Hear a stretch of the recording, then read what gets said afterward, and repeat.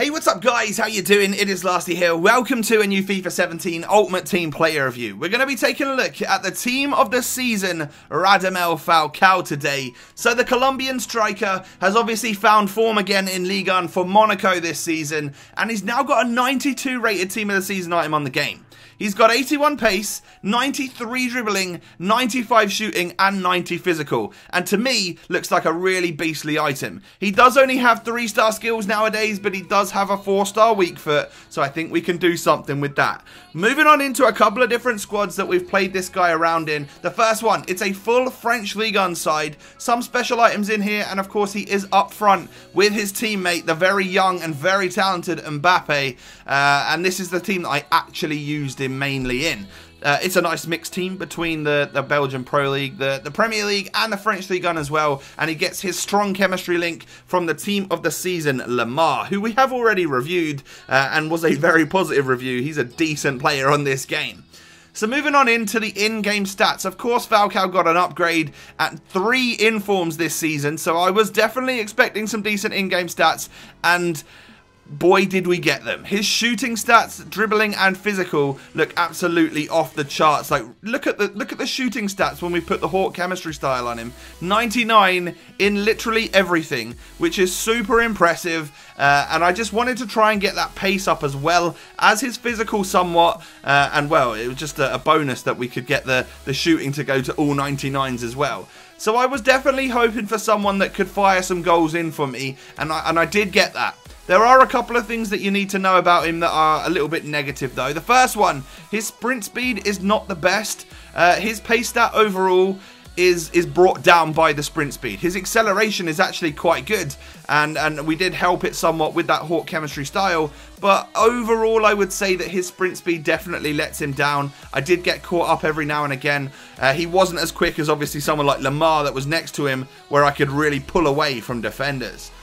But it's not the end of the world, and his acceleration, as I said, was actually pretty good.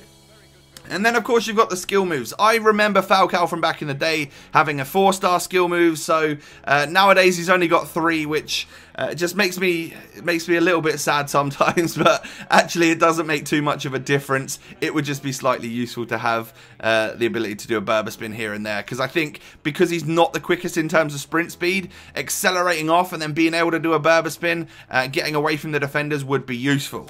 But moving on into the positives, there are lots of them, and I scored loads of goals with Falcao and actually thought he's a great striker. I'm debating keeping him in my team for the rest of FIFA because I actually think he's that good.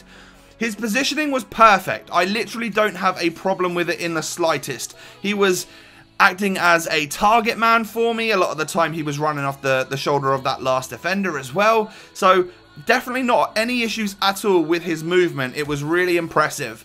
He's then... the next thing I noticed was that he's a very strong player, in the 90s for the strength, of course, which is what I expected because he is somewhat of a target man. Not the tallest, but he possesses great aerial ability, and obviously by that I mean like he's going to win your headers, whether that's from goal kicks, just from the ball being crossed in from pacey wingers such as Tots Lamar, or even at the front post from corners. I can definitely rely on Falcao out jumping my opponent's defender and winning that ball in the air, and he actually scored a couple of headers for me as well, which you'll see in just a second.